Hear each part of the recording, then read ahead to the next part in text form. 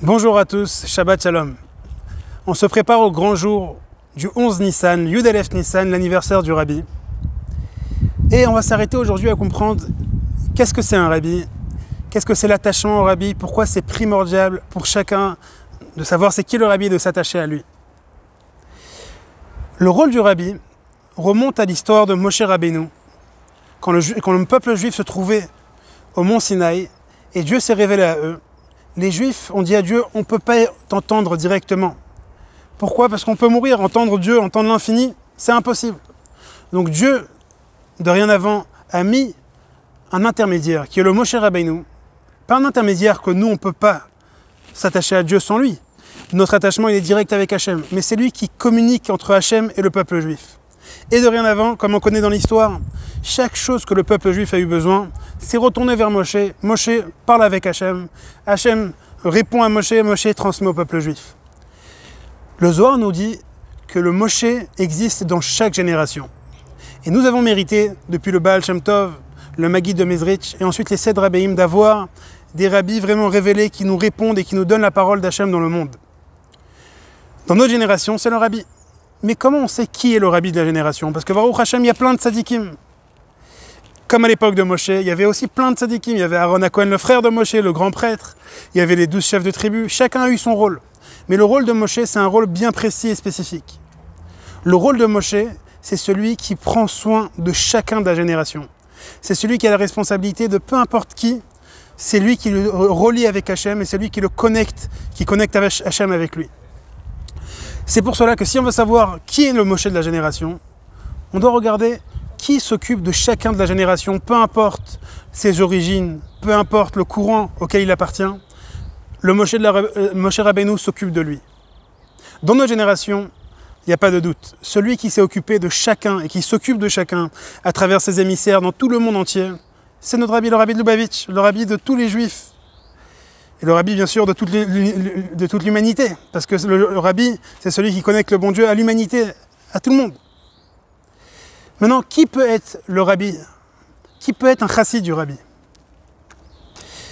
Il y a une très belle histoire d'un Juif qui s'est adressé au Rabbi, qui a dit que « Rabbi, je vous admire énormément, mais malheureusement, je ne me vois pas être votre chassid, puisque porter une barbe, m'habiller comme un chassid, c'est pas pour moi. Moi, je suis dans le business, je suis dans la vie de tous les jours. Je peux pas me permettre de faire une chose pareille. » Le Rabbi lui a dit, pour être un chassid, il n'y a pas besoin de seulement mettre une barbe ou de s'habiller en habit de chassid, en chapeau et veste. C'est pas ça, être un chassid.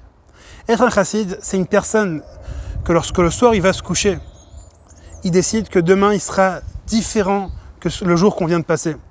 Le matin, quand il se lève, il se prend en main, il essaie de changer et de s'améliorer tout le temps. Ça, c'est un chassid du Rabbi.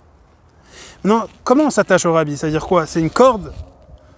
Alors bien sûr que c'est une corde, mais c'est une corde qu'on ne peut pas voir, c'est spirituel. Qu'est-ce que c'est? Alors tout d'abord, l'attachement au Rabbi, c'est en étudiant ses enseignements. Le Rabbi nous a donné énormément de sichot, de mahamarim, de fabreingen, énormément d'enseignements. C'est des bibliothèques entières. Alors, chacun peut prendre, comme le Rabbi l'a dit, tu connais Aleph, t'enseignes Aleph. D'apprendre ce que tu peux et d'enseigner ce que tu connais du Rabbi. Ça, c'est premièrement. Deuxièmement, écrire au Rabbi. On peut tous s'asseoir, écrire au Rabbi aujourd'hui, on peut l'envoyer ou au OL du Rabbi, ou le mettre dans un livre du Rabbi. Écrire au Rabbi. Troisièmement, voyager chez le Rabbi. C'est aussi un moyen très important de renforcer notre attachement au Rabbi. Quatrièmement, et le plus important, c'est de faire les enseignements et les demandes que le Rabbi nous a demandé de faire. Par exemple, le chitat, ce qu'on appelle Chumash Teilim Tanya. Au quotidien, l'étude du quotidien avec le Rambam et le Hayom Yom. Faire les misteim, les campagnes du Rabbi. On sait tous mettre les tefillin à un autre juif, enseigner un mot de Torah à un autre juif. L'éducation, donner des bougies de Shabbat à une autre femme. Il y a 10 campagnes du Rabbi, et bien sûr la campagne, la dernière et la plus importante, où toutes les autres campagnes passent à travers cette grande campagne de préparer le monde à recevoir Mashiach. Juste pour finir avec une belle histoire sur Pessah. Il y a un des grands conférenciers qui s'appelle Rav Yosef Yitzhak Jacobson en Amérique, qui a fait une fois une conférence devant des femmes divorcées ou veuves qui faisaient grandir leur famille seules. Et à la fin de la conférence, il y a une des femmes qui s'est levée et qui a dit « Rav, j'ai une question pour vous. Moi, j'ai une histoire malheureusement triste, où j'ai eu un divorce qui était très dur, avec beaucoup de conflits avec mon ex-mari. C'est parti au tribunal. Et à la fin, on a fait un accord pour les enfants. Et les enfants devaient passer une fête chez chacun. Et Pessah, il devait passer chez moi. Donc j'étais très heureuse. Je suis parti chez mes voisins, chez mes parents, j'aurais raconté, j'ai préparé la maison entière pour Pessah. Je ne me suis pas fait inviter pour être en comité restreint avec ma famille proche. Quelques heures avant la fête, mon ex-mari m'appelle et me dit « Écoute, je ne pourrais pas t'amener les enfants pour X raisons. » Moi j'ai entendu ça, ça m'a brisé, ça m'a cassé. J'ai dit « Moi je me suis tellement fatigué, j'avais tellement d'attentes pour cette fête-là.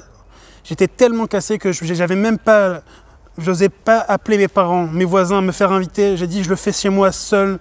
J'étais épuisé. J'ai fait le seder du Pessah en 25 minutes avec des larmes. J'étais pas bien. J'ai fait toute la Haggadah, mais pour moi, c'était un Tisha B'Av. Le 9 Av, pour moi, comme la destruction du temple. Alors, dire, monsieur le rabbin, est-ce que c'était un péché? Comment j'ai fait la fête seul? Je ne me suis pas fait inviter de cette manière. Comment je dois le prendre? Et c'est une question que beaucoup d'entre nous on se pose dans cette situation du confinement où on se trouve souvent seul ou avec la petite famille ou des gens âgés qui n'ont pas de famille et qui ne peuvent pas être avec la famille. Le Rav Jacobson, il était un peu bouche bée, quoi répondre à cette femme? Mais Dieu lui a fait penser au Rabbi. Il lui a dit, regarde, nous on connaît le Rabbi de Lubavitch comme un grand leader qui a des milliers de disciples, des centaines de milliers d'adhérents. Mais il y a une facette du Rabbi que peu de personnes connaissent, c'est sa vie privée avec sa femme, son épouse, la rabbinite. Le Rabbi passait tous les Shabbats en tête à tête avec la rabbinite. C'était lui qui servait, c'était lui qui ramenait les plats après dans la cuisine, tout seul. Après que la rabbinite a quitté le monde en 88, alors il y a plusieurs personnes qui ont insisté à ce que le Rabbi ne fasse pas le seder seul. Le Rabbi qui a pensé à tous les juifs du monde, qu'il n'y a pas un juif qui fasse le seder seul, qui a organisé les séders communautaires les plus grands du monde, en Katmandou, en Israël, dans les prisons, en Russie, partout dans le monde. Tout le monde a assisté à ce que le Rabbi fasse le seder avec d'autres personnes, mais le Rabbi a dit qu'il fera le seder seul. Et là, Rav Jacobson lui dit, peut-être que le Rabbi a voulu nous enseigner que des fois le seder seul vaut pas moins.